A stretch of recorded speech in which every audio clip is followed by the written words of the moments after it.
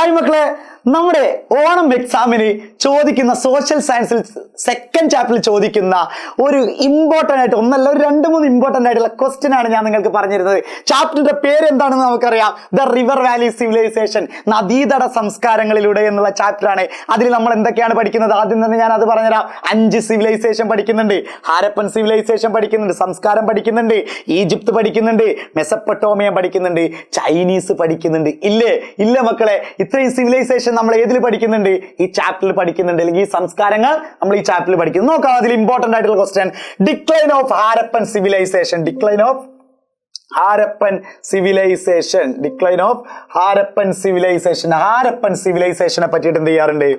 Okay, Harappan civilisation അല്ലെങ്കിൽ ഹാരപ്പൻ സംസ്കാരം തകർച്ചക്കിടയാക്കിയ കാരണങ്ങൾ എന്തൊക്കെയാണെന്ന് നോക്കും. ഏറ്റവും കൂടുതൽ ചോദിച്ചിട്ടുള്ളതാണ്. നമുക്കറിയാം, ഒന്ന് ഫ്ലഡ് ആണ്, വെള്ളപ്പൊക്കം, 2 എക്സ്റ്റേണൽ ഇൻവേഷൻസ്, പുറമേ നിന്നുള്ള ആക്രമണം, നമ്മുടെ ആര്യൻ ഇൻവേഷൻസ് ഒക്കെ. അപ്പൊ അത് നിങ്ങൾ പഠിക്കേണ്ട, ഇത് പഠിച്ചാൽ മതി. പിന്നെ ഡീഫോറസ്റ്റേഷൻ, വനനശീകരണം, ഡിക്ലൈൻ ഓഫ് അഗ്രികൾച്ചർ സെക്ടർ, കാർഷിക പുരോഗതിയിൽ ഉണ്ടായ തകർച്ച, അതുപോലെ തന്നെ ലാസ്റ്റ് എപ്പിഡെമിക്സ്, പകർച്ചവ്യാധി. ഇപ്പൊ കൊറോണ ഒക്കെ വന്നില്ലേ, അതുപോലെ അവിടെ വേറെ അസുഖം വന്നിട്ടുണ്ടാവും, എല്ലാവരും അങ്ങനെ നഷ്ടപ്പെട്ടു പോയി. അതാണ് അതിലെ ഒന്നാമത്തെ ക്വസ്റ്റ്യൻ. രണ്ടാമത്തെ ക്വസ്റ്റ്യൻ, നമ്മൾ ഈ മാച്ച് ദ ഫോളോയിങ് പഠിച്ചു കഴിഞ്ഞാൽ നമുക്ക് ഏറ്റവും ഇമ്പോർട്ടന്റ് ആയിട്ട് 1 വേർഡ് വരാനുണ്ടെങ്കിലും എങ്ങനെ ചോദിച്ചു കഴിഞ്ഞാലും എഴുതാൻ പറ്റും. കാരണം ഹാരപ്പൻ സിവിലൈസേഷൻ എ കോളത്തിൽ നിന്നും ബി കോളത്തിൽ ഒരുപാട് വർഷങ്ങളിൽ ചോദിച്ചു കണ്ടിട്ടുള്ള ഒരു ക്വസ്റ്റ്യൻ ആണ് മക്കളെ.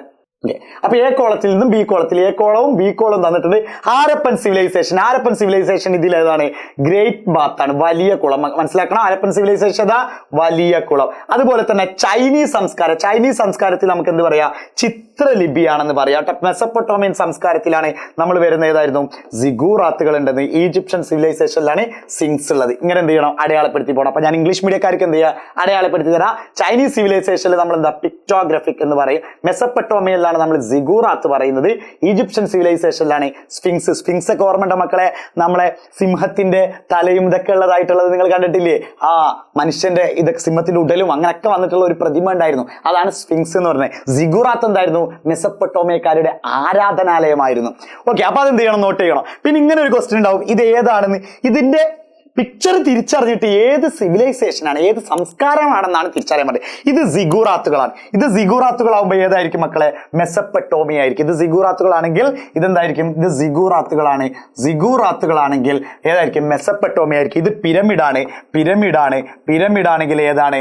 പിരമിഡാണെങ്കിൽ നമുക്കറിയാം ഈജിപ്ഷ്യൻ സിവിലൈസേഷൻ ആണെന്ന്. അത് പഠിച്ചു വെക്കണം. ഓക്കെ, അപ്പൊ ഇത്രയുമാണ്. പിന്നെ അതുപോലെ തന്നെ ഇതിലുള്ള ശാസ്ത്രത്തിലുണ്ടായ പുരോഗതി, മെസപ്പൊട്ടോമിയയിൽ ഈജിപ്തിലുണ്ടായ ശാസ്ത്രത്തിലുണ്ടായ പുരോഗതിയും ആ യൂണിഫോം ലിപിയൊക്കെ പറ്റിയിട്ടൊക്കെ മക്കളെ എന്ത് ചെയ്യണം? കൃത്യമായിട്ട് പഠിച്ചു വെക്കണം. ഓക്കെ അല്ലേ? അങ്ങനെയാണെങ്കിൽ ഓണം എക്സാം പൊളിക്കാം, അടിപൊളിയാക്കാം. Bye bye.